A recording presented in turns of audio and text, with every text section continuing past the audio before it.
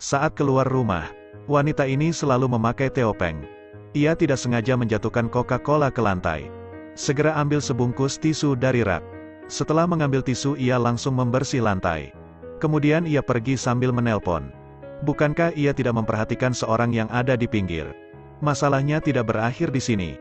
Ia bertanya kenapa kalengnya kosong. Kamu tidak perlu tahu, aku akan membayar botol kosong ini. Kemudian ia mengambil alatnya dan memindai kodenya sendiri.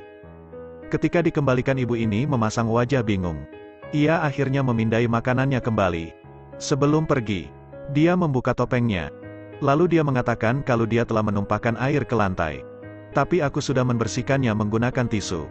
Setelah pergi ke kamar mandi, gadis itu lupa membawa tisu. Tapi dia tidak panik. Ia menyuruh teman sekelas. Bisakah kamu tolong aku mendapatkan tisu toilet? Sekarang aku tidak punya uang. Kamu bisa mengambil semangka yang aku punya. Tapi orang ini membantunya dengan tulus. Kemudian ia memberikan semangkanya dari bawah. Kemudian dia menggantungnya di pintu. Lalu dia membantunya membelikan tisu. Tapi setelah dia membuka pintu, pria ini diam di depannya. Dia merasa malu dan langsung pergi. Melihat semangka masih tergantung di pintu, ia kembali mengambilnya lagi. Siswa ini selalu tidur di kelas. Tiba-tiba, kakak di klub bisbol datang menghampirinya. Tanpa ragu mereka langsung memukulkan kayu bisbolnya saat ini. Ia baru saja mulai mengelak seolah baru bangun tidur. Kemudian datang serangkaian tongkat berayun ke arahnya. Hanya sendiri ia mampu mengalahkan mereka semua. Orang-orang di klub baseball hanya dibuat bahan candaan. Saat mereka memukulnya, ia menahan dan menendang kakinya. Kemudian ia memukulnya menggunakan buku. Ketika ketua datang berlari, ia langsung memukul wajahnya. Setelah mengalahkan anggota klub baseball, ia menghampiri temannya. Ternyata ia tidak sengaja menjatuhkan kotak pensilnya. Kemudian Hyun-wook dengan hati-hati membantunya mengambil kotak pena. Lalu ia minta maaf padanya. Ji-ho memberitahunya agar tidak selalu bertengkar di kelas. Hyun-wook tahu bahwa Ji-ho memiliki temperamen yang aneh. Ia tersenyum dan langsung pergi. Ji-ho memiliki sikap yang dingin. Ketika pulang sekolah, ia ditahan oleh seorang pria.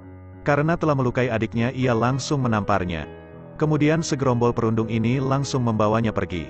Adegan ini kebetulan dilihat oleh teman kelasnya. Ia tahu kalau Ji-ho sedang diculik, jadi dia lari minta tolong dan orang yang dia temukan adalah Hyun-wook. Ternyata Hyun-wook sedang tidur di kelas. Ia tidak punya hubungan baik dengannya. Kau bisa memanggil polisi ataupun kepala sekolah. Aku harus bekerja paruh waktu untuk menghasilkan uang. Jika kau mau membantu aku akan memberimu 2 kali lipat. Mendengar itu ia langsung setuju dan pergi berlari. Mereka melihat Ji-ho yang sedang dipuli dan tidak bisa melawan. Akan tetapi Hyun-wook tiba-tiba muncul. Tentu saja orang-orang ini bukan lawannya. Akhirnya ia berhasil mengalahkannya. Kupikir ini sudah selesai. Ternyata mereka berus-rusan dengan bos geng. Ia adalah seorang psikopat jahat. Gara-gara pertengkaran itu, pengiriman uang jadi tertunda. Bos tentu akan menghukum mereka dengan berat. Dengan jahat ia mematahkan tangannya. Kemudian mereka pergi menemui 3 anak sekolah untuk mengganti rugi. Dalam 3 hari, mereka harus mengganti kerugian perusahaan. Dalam 3 hari, bagaimana aku bisa mendapatkan uang sebanyak itu? Jadi mereka punya rencana.